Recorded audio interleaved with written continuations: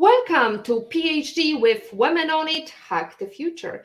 My name is Beata and today's PhD positivity hack delivered will be by our guest David Medansky. Episode 49 starts here. Let me remind you, this is a grassroots community that focuses on women on IT, an inclusive forum of women in technology, startups, and female leaders who are supported by men as well. And I bring heart to that hustle because empathy is my motto. And empathy is critical when you are breaking the chains of dieting. In today's episode, we are going to learn how to break the chains of dieting. Goal setting towards weight loss is setting people up for failure. Research from a 1959 clinical study of 100 people shows that 95% of people who diet will gain back the weight. As David Medansky, our PhD guest, says, when you eat for your health, your weight loss journey will take care of itself. In his book, Break the Chains of Dieting, David is defining 9 fundamental must-have principles for healthy weight loss. David Medansky is a non-practicing lawyer, an international best-selling author, and known as the overweight person's best friend. At the age of 61, David was told by his doctor that he had a 95% for a fatal heart attack, and that he did not believe that David could lose all that extra weight. During the next 4 months, David lost 50 pounds and learned how to reduce weight without going on a diet, counting calories, or exercising. Now, David feels great, has more energy, and improved his overall health. Join us as we discuss tips on how to obtain that healthier and happier body, and discuss David's 9 principles in his book that will help you reduce your risk for heart attack, stroke, and type 2 diabetes. Let's discover how you too can have more energy, feel better, and improve your overall health. So, David, today apparently more than 150 million American adults are overweight. We can read that in your book. Loosely translated, that is more than 72% of the US adult population. Can you tell us what, apart from your personal story, inspired you to write that book? Well, I want to help other people reduce weight without going on diets. Diets are designed to fail. They're temporary, extreme, hard to stick with, and a lot of them are potentially dangerous to your health. And that's why people keep losing the same 10 pounds over and over again. And if you do lose weight on a diet, within a year, 95% of people will regain it, some even more.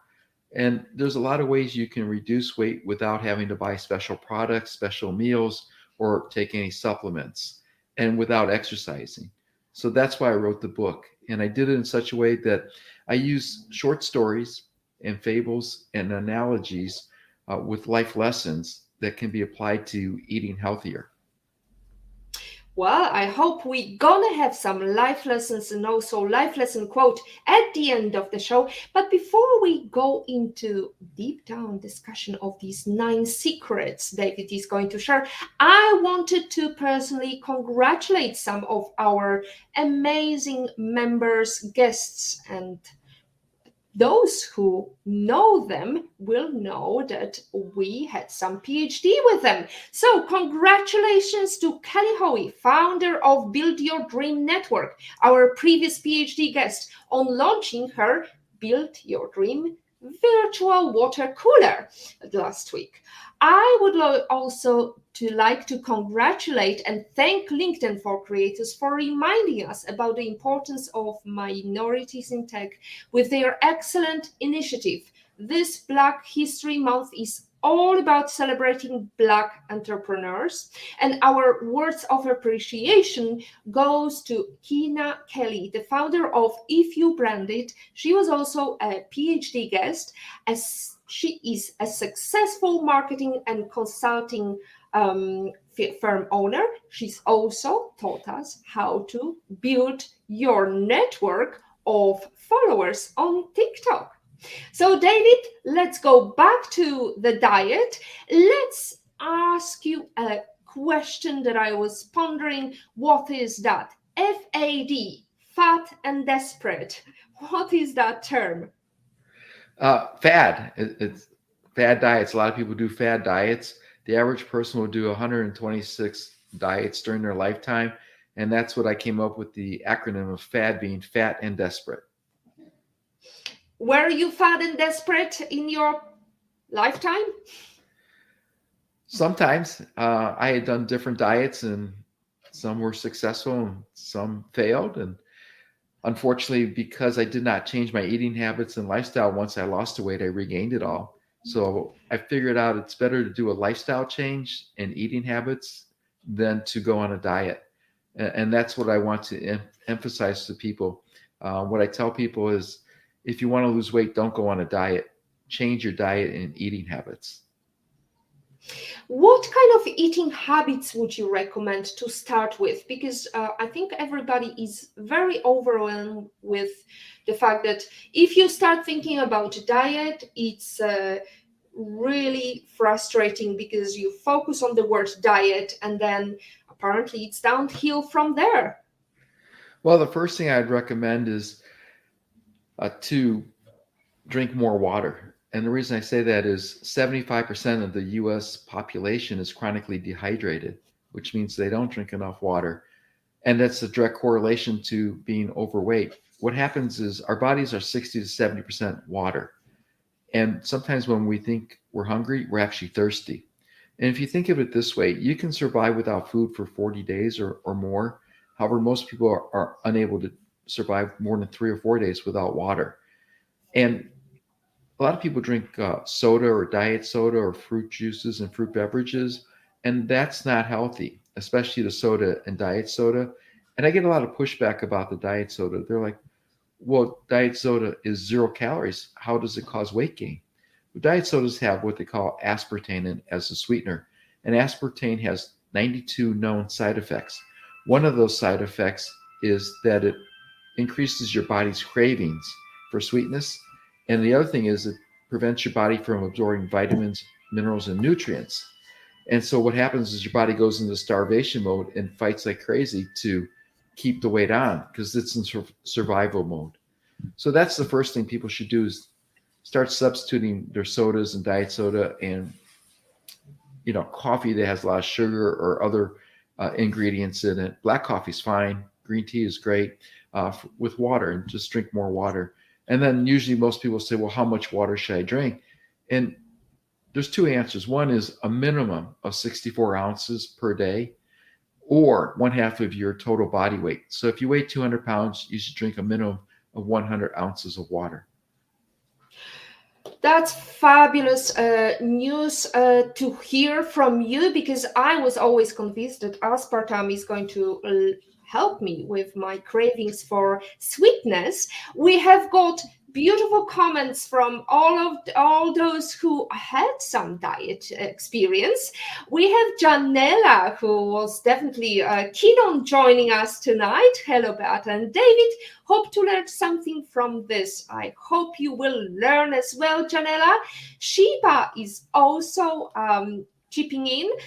Love today's topic. As someone who has lost over 100 and maintain weight loss for over 11 years, I know that lifestyle changes is the best way for long-term success in weight loss and maintenance. Shiba, I couldn't agree with you more. I am big follower of your Instagram stories, and I also love the fact that you share your daily struggles going to the gym. And I almost feel like losing a couple of pounds just by looking at you and looking and admiring your stamina. Shiba is also worth mentioning to LinkedIn for Creators Black History, #Black History Month, because we are celebrating Black entrepreneurs. So Shiba, your kudos to you, and I wish you all the success, not just in breaking the chains of dieting. So let's go to that stream of things we should avoid and also good habits we have to maintain.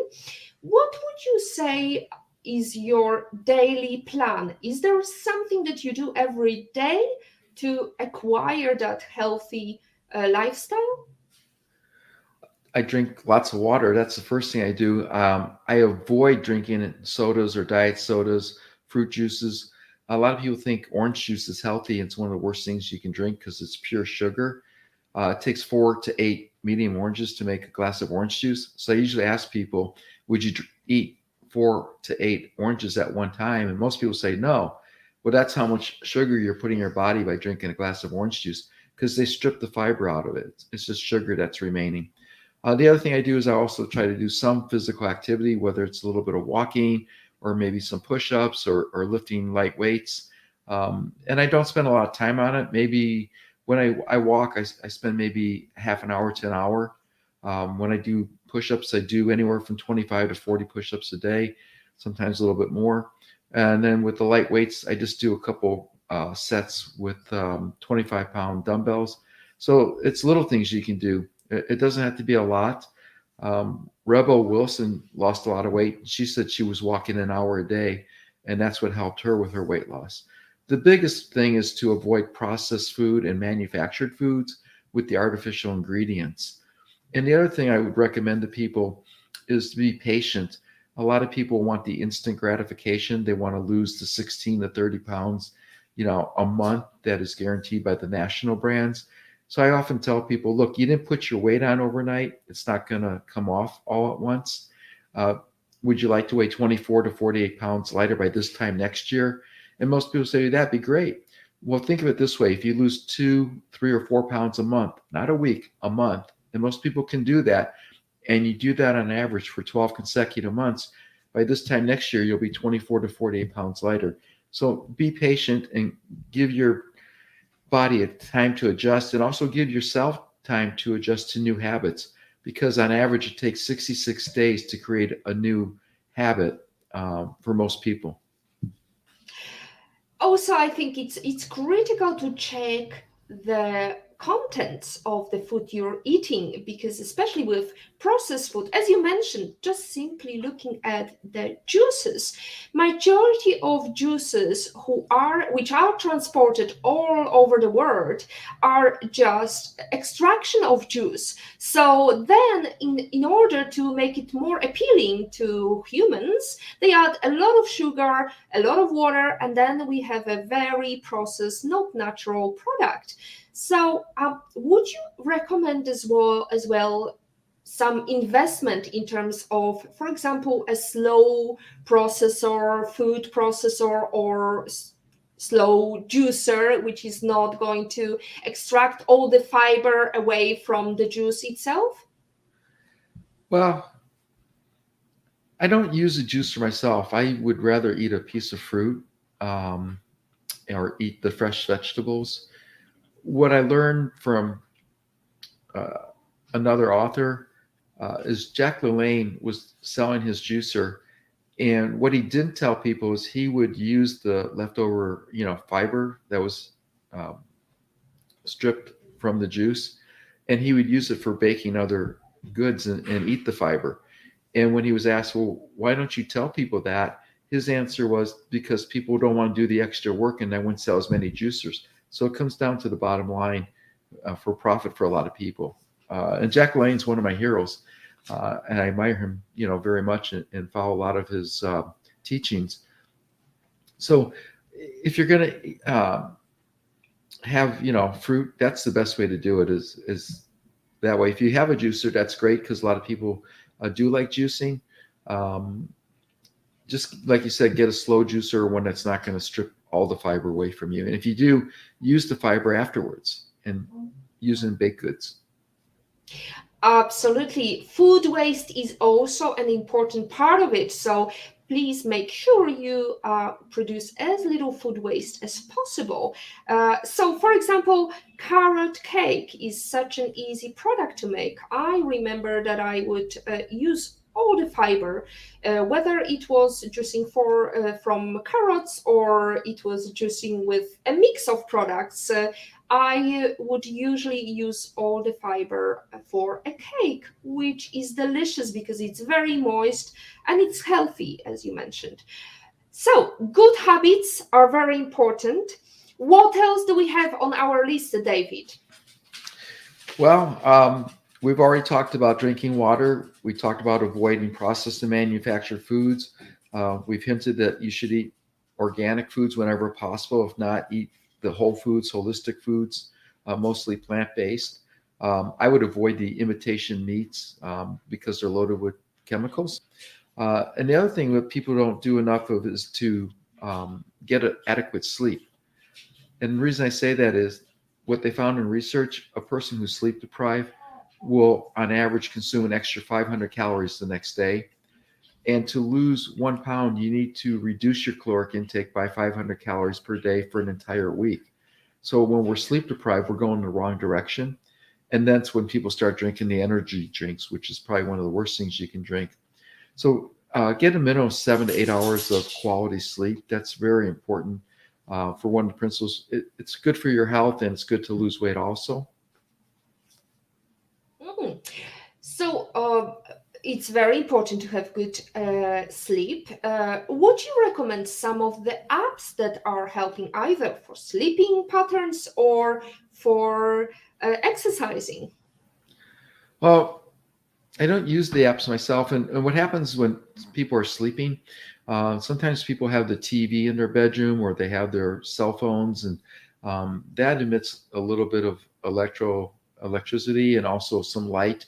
So you want to keep the room as dark as possible and as cool as possible. Also, if you should turn the TV off about an hour before you go to bed to let your mind wind down. So that's what I would do. You don't really need a sleeping app to monitor your sleep.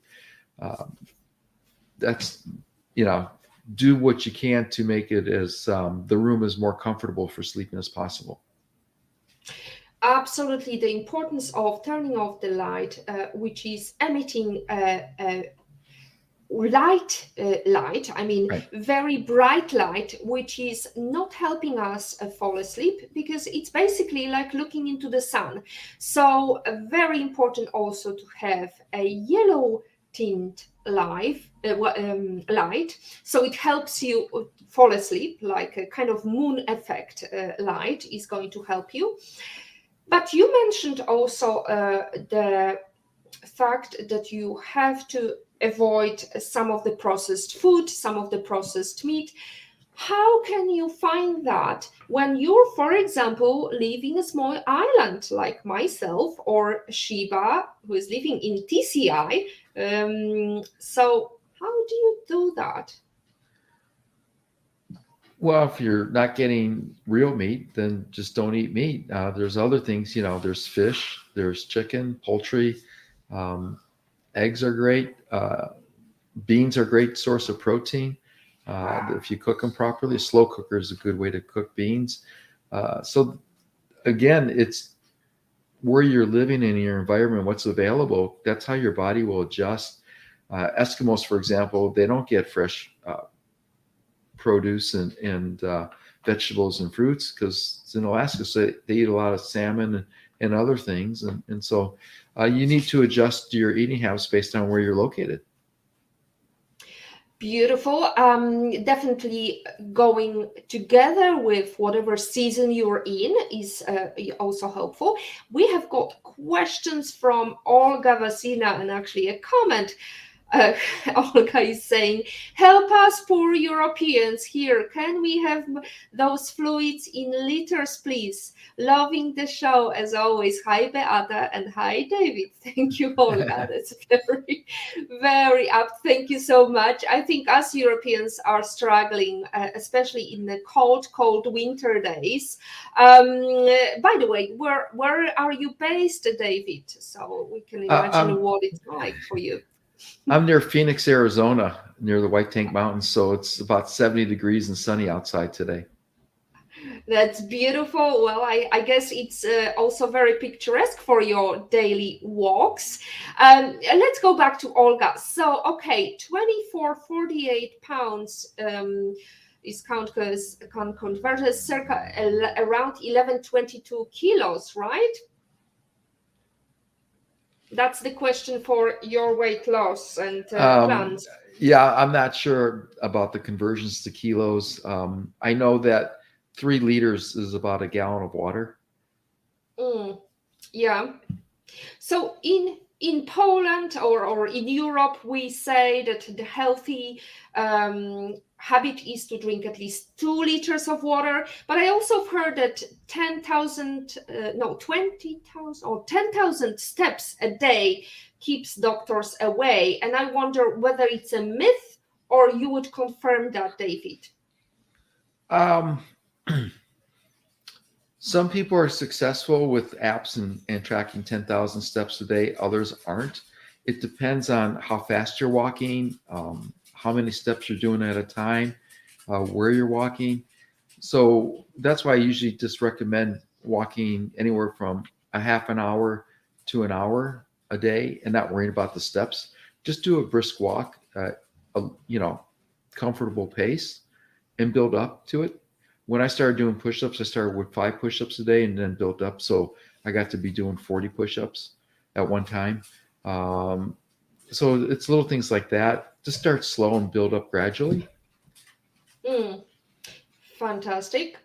We have got a follow-up question, and we have got In Love and in Pain. Hello, In Love and in Pain. I hope you're not struggling too much with chain of dieting.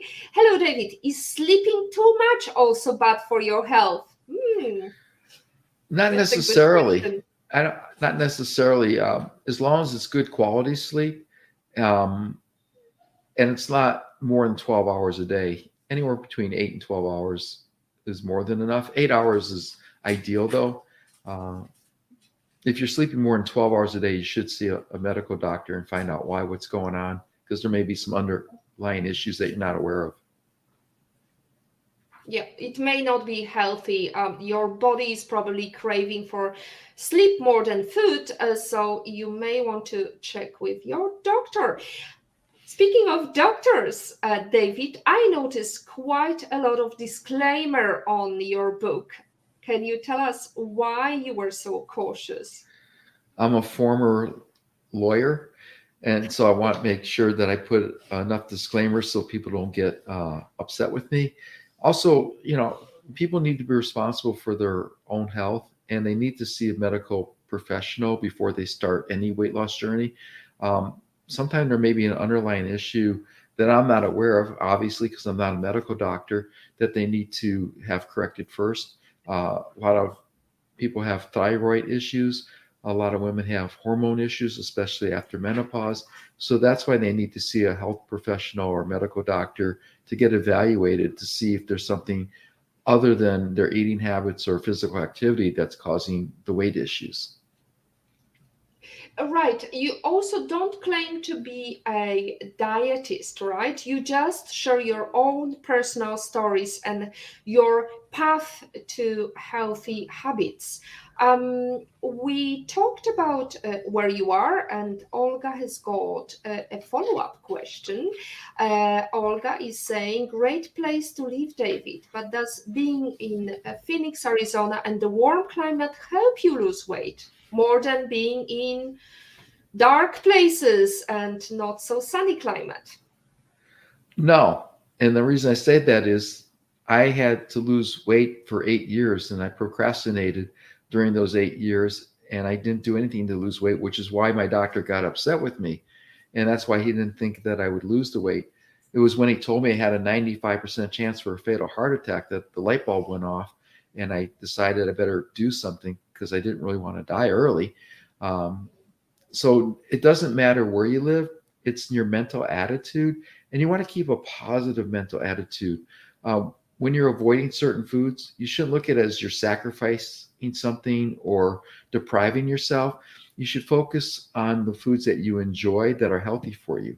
And when you start focusing on that, you forget about the foods that you shouldn't eat or shouldn't indulge in. And it's okay to indulge every once in a while once you've lost the weight. Um, One of the stories in the book is about being a pilot of an airplane. And it goes to the fact that if you start from Los Angeles and go to New York or vice versa, and you're off 1 degree, you'll be off 150 miles from your course. And most planes today are on autopilot, and the autopilot is correcting between 90 and 95% of the time. So, what it is on your weight loss journey, no one's perfect, and we do the best we can. So, just keep correcting, and eventually you'll start getting on course, and the corrections will be smaller and smaller until you're doing everything that you need to do. So, that's my suggestion to people is, don't get frustrated. Don't beat yourself up. Keep a positive mind. Focus on the positives. And when you do that, good things happen as opposed to the negative. Because what you put out to the universe is what the universe will give back to you. Well, Olga is really delving deeper into that question because she is convinced that the climate she's living in, here is her question. So, not discussing the procrastination per se, but in the heat, it is much easier to eat salad and fruit and be full. In the cold, dark nights of Ukraine or Poland, you need hot, healthy stuff just to generate heat. No, I can think of all the lovely pork chops and stuff that Polish cuisine is producing. Well, I would agree that being in a climate that has a lot of sunlight is more beneficial to losing weight. The other thing is hot tea, green tea is very good if you don't want to drink water. When it's hot outside, it's easier to drink more water. So drink more green tea. If you put some honey in it, it's excellent. Black coffee with some ground cinnamon is excellent. And for hot meals, I do my best to have oatmeal at least 3 or 4 times a week. And I use the steel cut oats and rolled oats. And I throw in some chopped walnuts. And then after it's cooked, I throw in some ground chia and flax seeds and mix it up. And to sweeten it, I use cinnamon. Some people use honey, some use maple syrup. I prefer the cinnamon because it gives it a little bit extra flavor. And cinnamon is a natural metabolism booster. So if it's cold, a good soup, hearty soup is good. You can, use vegetables to make that. So there's a lot of things you can do to generate some hot meals, to generate some heat. That's good advice. I hope, Olga, you are going to have healthy soups. Like, for example, we have lots of soups in Poland that are very healthy, like cabbage soup or, a cucumber soup. There are lots of alternatives to eat very light, even in cold winter days. We have lots of comments. I hope all of these are going to break the chains of dieting with David tonight. And David's book is available for sale. David, if you could show us your book, best-selling book, Break the Chains of Dieting. We have question from Janella. Hello, David. Is there any type of food to avoid aside from chocolate or caffeine? I always have a sleep difficulty sometimes. Well, dark chocolate is healthy as long as it has 72% cacao or more, and not too much other ingredients in it. As far as other foods to avoid, basically, I do my best to avoid all processed and manufactured foods. I look for simple ingredients. Tuna is very good. I like canned, tuna. You have to be careful because in the States here, a can of tuna will say packed in water on the front. However, when you read the ingredients, it'll say tuna, water, vegetable broth, sometimes sea salt. And what they can do is have 168 compounds in the vegetable broth, so you don't know what you're actually getting. So I look for the cans that the ingredients are just tuna and water and sometimes sea salt. But as far as foods to avoid, Deli meats you should avoid because they're processed. The cereals that are manufactured should be avoided. The things you should focus on are avocados are great, pears, apples, um, dates. Only two dates because they have a lot of carbohydrates and sugar. It's natural sugar, and there's difference between complex carbohydrates and simple carbohydrates. So avoid foods with simple carbohydrates. Avoid frozen meals that you can microwave. If you read the ingredients, sometimes there's a lot of sodium in there. There's other chemicals they put in there. So frozen vegetables are great. Frozen berries are great. I like frozen strawberries and raspberries and blueberries.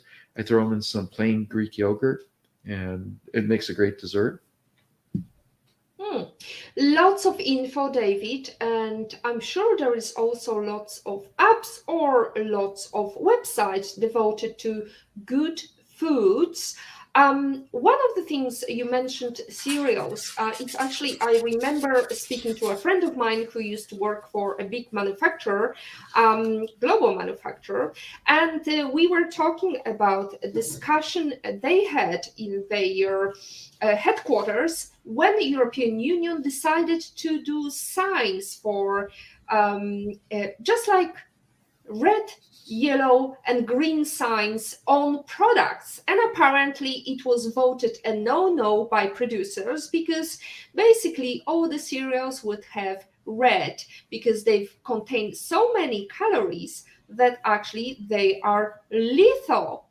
So, would you tell us about what it's like in America? Because I know, for example, for a fact, my daughter is addicted to cinnamon little crispies, and she would always have milk with these cinnamons. And when you look at the contents, when you see all that sugar, it's mind-boggling. Yeah, in the States here, um, Canada, the European Union, and China have banned a lot of the ingredients they put in our foods here because they determine it's unhealthy. And what I tell people is just because the ingredient is legal doesn't mean it's safe for you to eat. And what happens is the food, you don't realize you're building up a lot of toxics and being poisoned because it's a gradual thing. So you're enjoying the food, and it may be 10, 15, 20 years later that you realize of the negative consequences and side effects uh, because it's compound over time. That's why in the States here, if you're over age 55, there's an 80% likelihood you're either a type 2 diabetic or pre diabetic. And if you're a pre diabetic, unless you change your lifestyle and eating habits, you'll become a type 2 diabetic within 7 years. And that's why we're having a lot more heart issues, a lot more cancers. It's because people are eating foods that are um, loaded with these, different chemicals that they use for ingredients, and it's for uh, shelf life and to make you addicted. Uh, I have to avoid Pringles potato chips because they're addicting to me. M&Ms are addicting to me. Uh, Candy bars. So I haven't touched any of that for over 5 years, and that's a choice I make. And so the way I look at it is I'm making a healthy decision rather than making a sacrifice. Again, changing your mindset.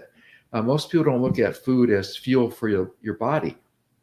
So why do Mm. you eat?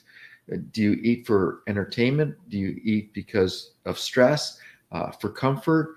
Um, if you are, re-examine why you're eating, because you're eating so you're putting fuel into your body, and you want to make sure your body gets the best fuel for optimization of your performance. Also, when you start eating healthier, you'll have more mental clarity, more energy, you'll feel better, and then you want to be more physically active. You won't be so sluggish. So some of that's what you have to look at as the ingredients in products. And unfortunately, here in the States, a lot of things are legal that are banned in other countries. One of the things I also would like to notice is the fact that, for example, people think that honey is good, but there is good honey and bad honey. The one that the source is undefined is definitely something to avoid.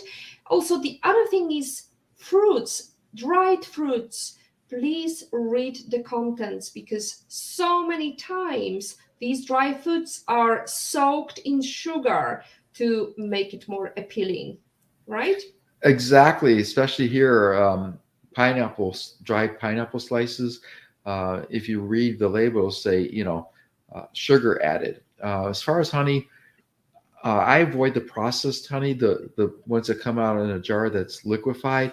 I use raw honey, and it doesn't matter where the raw honey's from, because it's healthy honey. So the raw honey is what I use, and usually it'll be cloudy if it gets cool, and it's more of a solid than a liquid state. So yeah,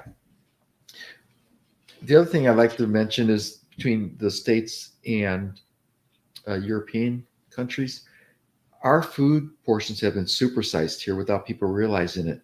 In the 1900s, the average size dinner plate was 9 inches in diameter, and today it's 12 inches. If you go to a restaurant here in the States, serving platters are 13 to 15 inches. So we're getting a lot more food than we need to eat. Yet in Europe, the dinner size plate is still 9 inches in diameter. So that's the big difference. Absolutely. You go, you see that beautiful plate, and you wobble till you gobble.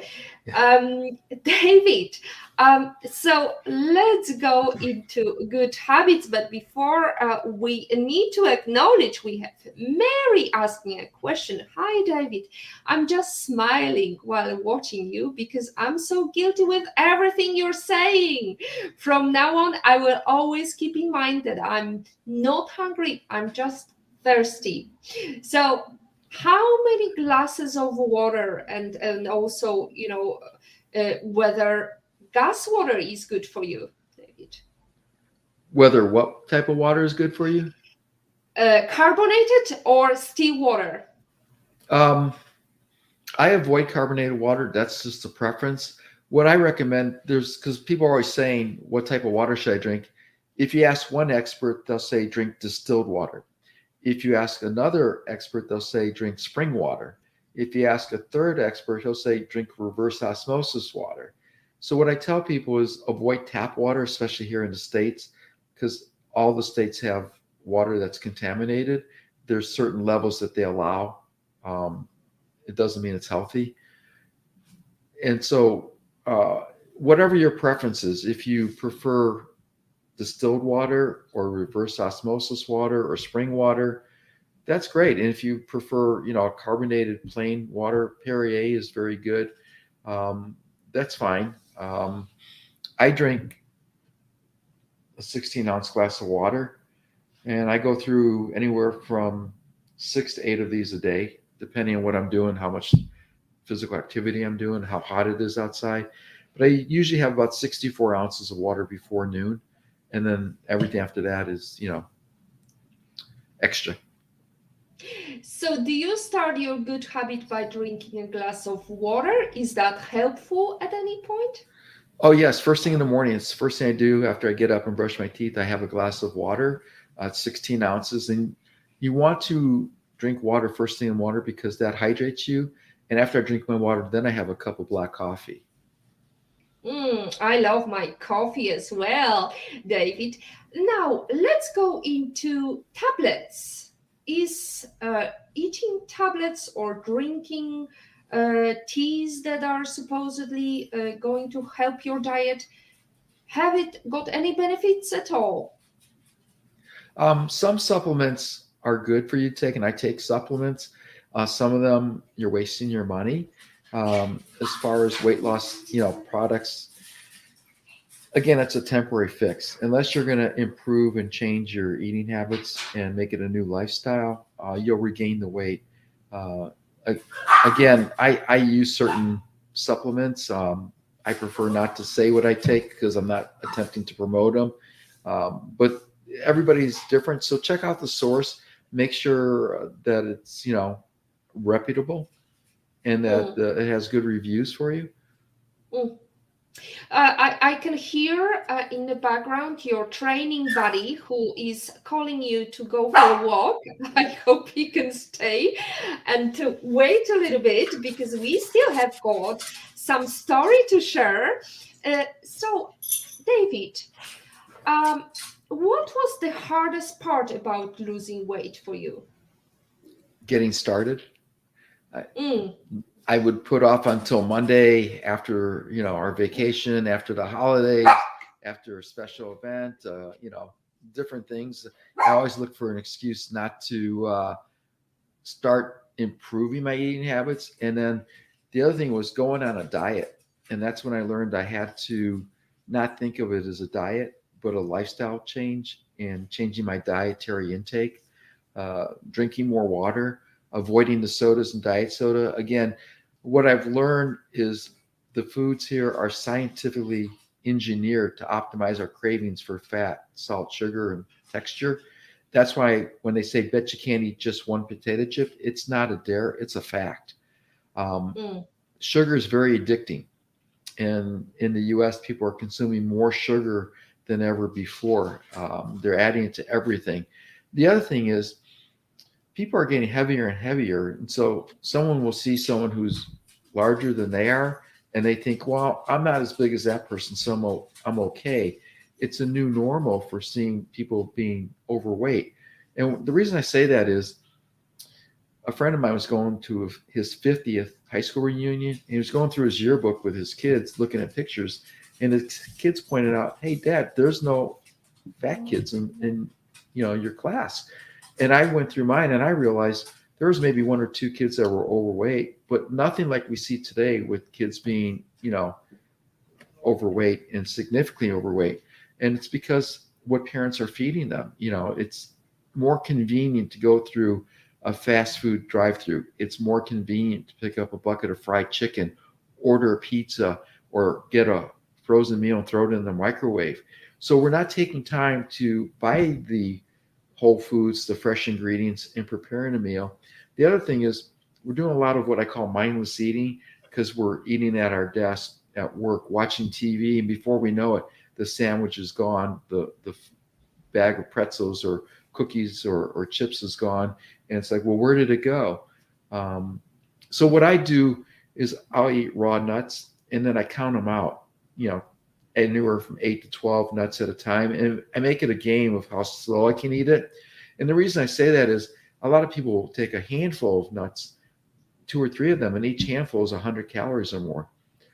We all eat fast. It's like, well, where did it go? So we need to slow down our eating habits. I Mm. used to be a very fast eater, and I've learned to slow my eating habits quite a bit. So, slow eating means chewing slowly or mindfully. What would you define as a slow eating?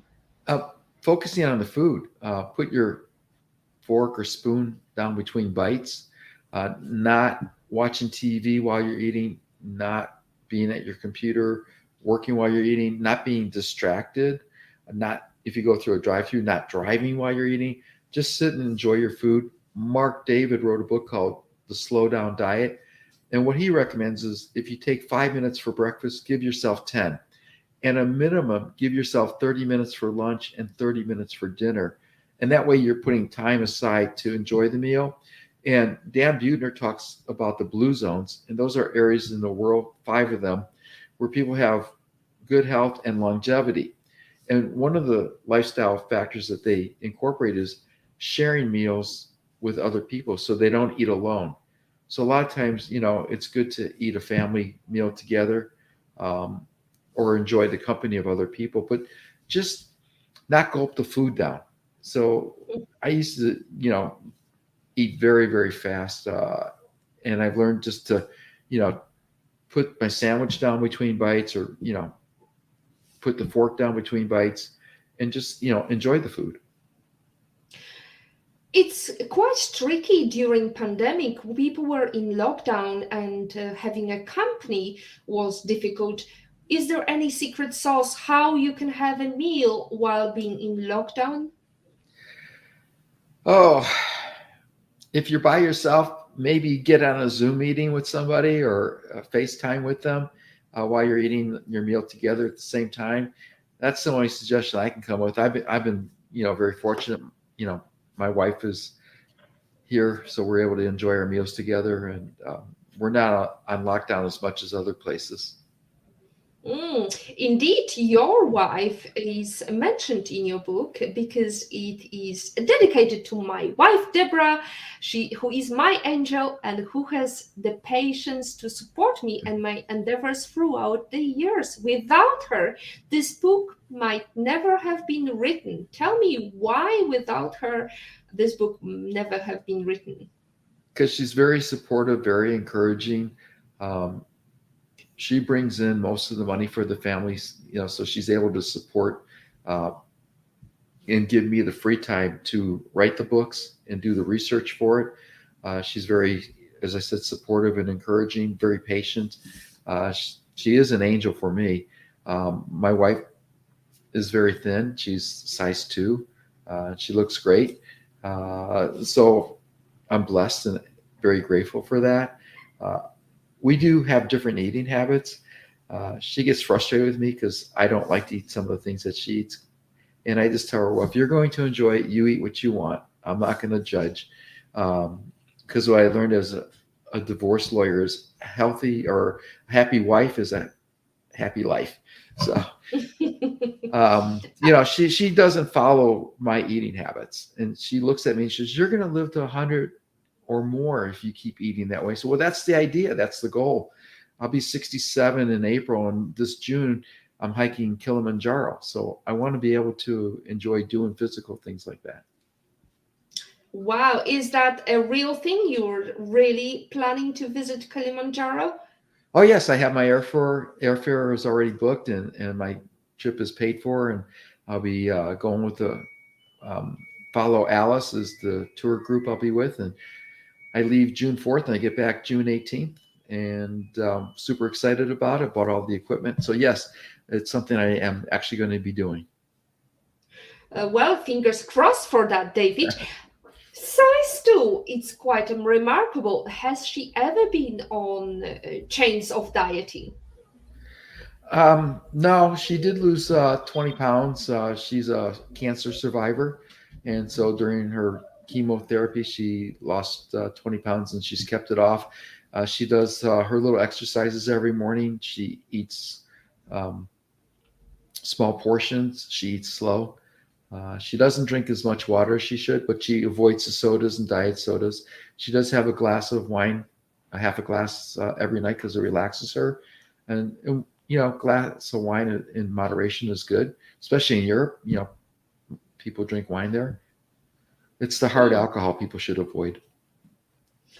Absolutely. I'm drinking my green tea and celebrating a good, healthy diet with David Medansky. Ladies and gentlemen, we are coming close to the end of our show. David, so let's face it. We all been there. We all wanted to start January the 1st. We are mid February. What do we do now? Well, if you started your new lifestyle change, keep going. If you started and stop, start again. Most people think that they need to go to the gym and do a lot of physical exercise and work out. That's a myth. What happens is people will overestimate how many calories they consume or burn off and underestimate how many calories they consume, so they eat more. The other thing is fat and muscle weigh the exact same. Muscle, 5 pounds is 5 pounds. However, muscle is more dense and takes up less room than fat. So what happens is people will go to the gym and exercise for 2 or 3 weeks, but the scale won't move. And they're wondering, well, what's going on? I'm doing all this, exercise. I'm not losing weight. The problem is they're losing inches. And I had a client that went through that. For 3 weeks, he was doing everything and he hadn't lost any weight. And I said, are you exercising or doing more physical activity? He says, yes, I'm walking 5 miles a day and riding my bike. I said, well, how do your clothes fit? He said, well, they're loose and people are asking me if I'm losing weight. He says, I'm not. The scale hasn't moved. I said, don't go by the scale. Go by how your clothes fit, how you feel, how much energy you have. So that's where people get frustrated because the scale doesn't move. So don't go by the scale all the time. And again, you don't need to exercise. I would say about 90% of what your weight issues are based on what you put in your mouth. And I lost my weight without exercising. I lost by just changing my eating habits, drinking more water, eating slower, eating smaller portions, and focusing on what I was eating and eating healthier foods instead of the junk food or the fast foods or um, the frozen foods.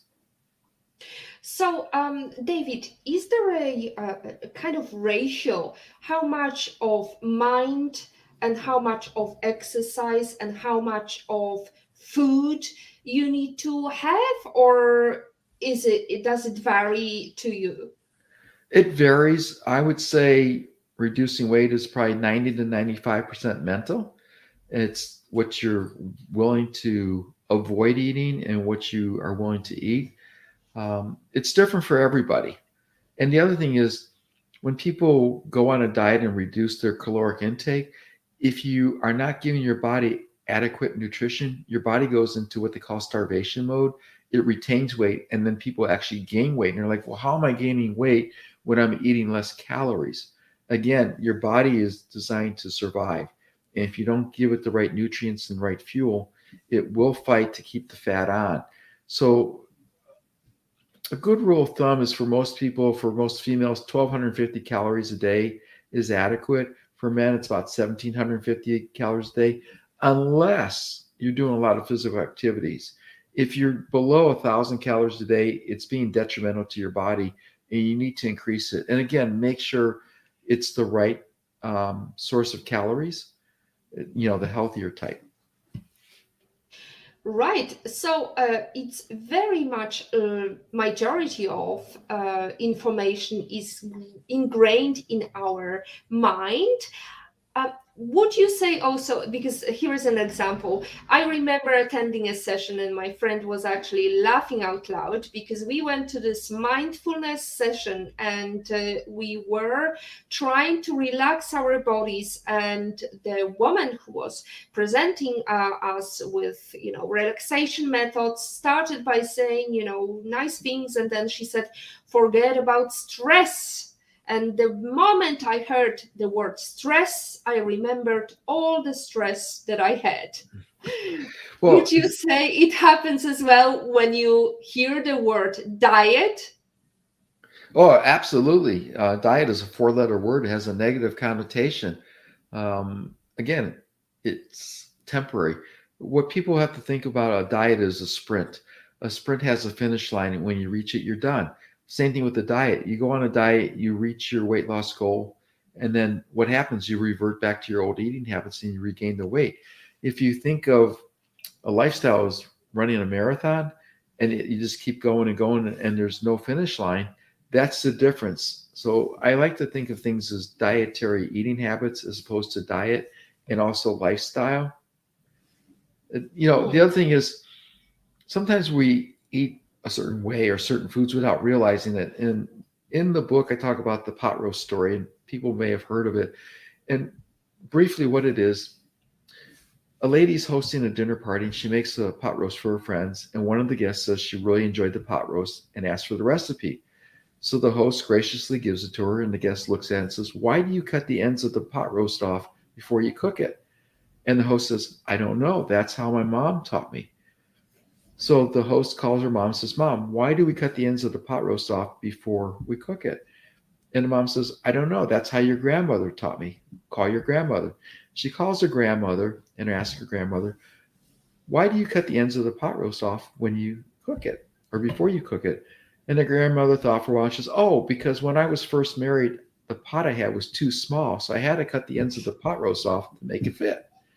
So sometimes we do things without realizing because that's how our parents or grandparents taught us. Or maybe we learn from a friend or colleague because we watched them eat a certain way or eat certain things and we thought, oh, well, that must be good. So start questioning things a little bit and ask yourself why you're eating this or why you like a certain thing, and delve into it more and do some, analysis for your own sake. Absolutely. And whenever you're craving for something sweet or something not so healthy, please replace it with something healthy. David, what would you say is very good to start your diet with when you failed over and over? I would say start again. get positive affirmations. I put a lot of positive affirmations and declarations in the book. They're online. People can, Google them and download them. Not specifically mine, but other people's. Um, Several authors have written books about, positive affirmations to do. Start slow. There's the 9 principles. Just start incorporating one principle at a time, and when you master it, move on to the next one. Be patient with yourself. The main thing is to be persistent and keep going, and don't beat yourself up if you have a relapse or indulge in something you shouldn't. Just get back on track and start over again. Just keep, a positive mental attitude. Absolutely, that's the positivity hack delivered by David Medansky today. What would you say is positive affirmation that worked for you, David? Oh, a couple of them are, um, I'm eating food that is healthy for my body. I'm looking, forward to enjoying the apple, uh, or instead of, craving a candy bar. Just little things like that. And one of the best quotes I heard, if I can talk about that now, is from Heather Morgan, who said, "Every time you eat or drink something, you're either feeding disease or fighting it." And that made a big impact on me. So I remind myself every day when I eat something, am I feeding disease or am I fighting it? Is that your life lesson quote, David? It is. Oh, fantastic. So, when did you hear that first? What was the story behind that quote? I read it online somewhere when I was researching for my first book. I came across different quotes and affirmations. I was looking for positive things to put into the book, and so that was one of the ones that came up. And I was real. It made a big impact on me. Well, we can definitely see it, and here is a great face of David Medansky, ladies and gentlemen. Right, we are coming to another question. What advice would you give to females to help their career or start an entrepreneurial journey or start a good diet habit? Oh, for female entrepreneurs or any entrepreneur, what I would do is, if you're looking to get into a business, is first work for someone in that business, because you may think that's your passion, and then when you're working it, you may find out that's not something you really want to do. That's one advice. As far as eating healthier, I would start reading books by William Duffy. Sugar Blues was written in the 1970s. Any of the books by Paul and Patricia Bragg. Jack LaLanne's book is very good. Books by Richard Simmons. There's a lot of books that are from the 70s and 80s. And the reason I'm mentioning those books is some of the current books I've read today have misleading or inaccurate information. A lot of them are promoting their products or services, and they lead you to believe that you have to buy their product or service to succeed. Otherwise, you're going to fail. And that's not true. A lot of people look at the 9 principles and say, I know that.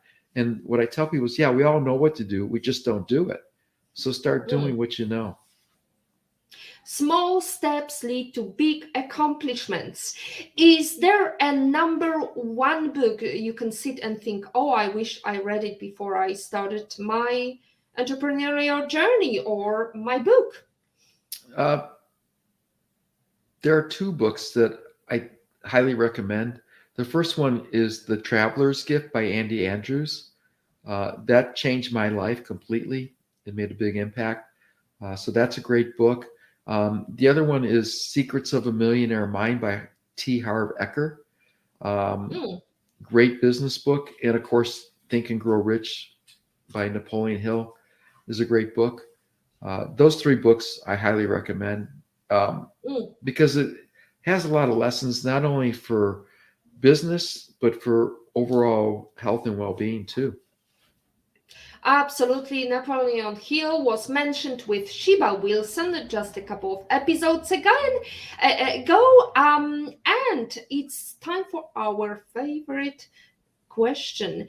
Imagine the pandemic and the travel restrictions are over, and you can have breakfast with any person in the world, anywhere in the world. where would you go to and who would you take with you? Oh, I would love to have breakfast with Darren Hardy, and I would either go to his house in San Diego or in Florida, depending on where he lives. I'd listened to Darren daily for the last 5 years, every Monday through Friday. I've missed a few, but for the most part, I love the lessons that he teaches. I've taken a lot of Darren's courses, and I just think he wrote the Compound Effect, and I just think he's got a lot of wealth and wisdom. He's interviewed many successful entrepreneurs and business people. He was the editor of Success Magazine, and one of his mentors was Kyle Wilson and also Jim Rome. And he has a lot of great insight. So I would love to sit and be able to talk to Darren about things in general. Beautiful. Thank you, David. Thank you, all of our great supporters tonight. Shiba Mankov-Wilson, Janela Lego, Olga Vasina, In Love and in Pain, and Mary were supporting us tonight. Let's go into some of affirmations or quotes that Racy, our production team member, prepared for us. Whatever your problem is, the answer is not in the fridge. That's Karen Salmanson. Dieting is the only game where you win when you lose. Karl Lagerfeld. It is easier to change a man's religion than to change his diet. That's Margaret Mead. As always, our positivity quote comes from positive thinking only and goes, look for something positive in each day, even if some days you have to look a little bit harder. Next week, we are going to look into what makes a good product manager with our guest Alison Falk.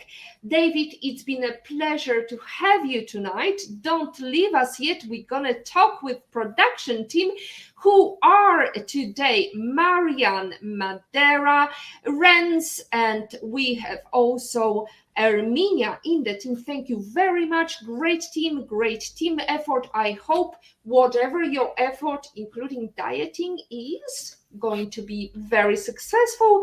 Again, start small, lead yourself to big accomplishments. And if you don't like something, change it. If you can't change it, change your attitude, as Maya Angelou says. Today is your day to hack the future. Hack the positivity and fridge you want.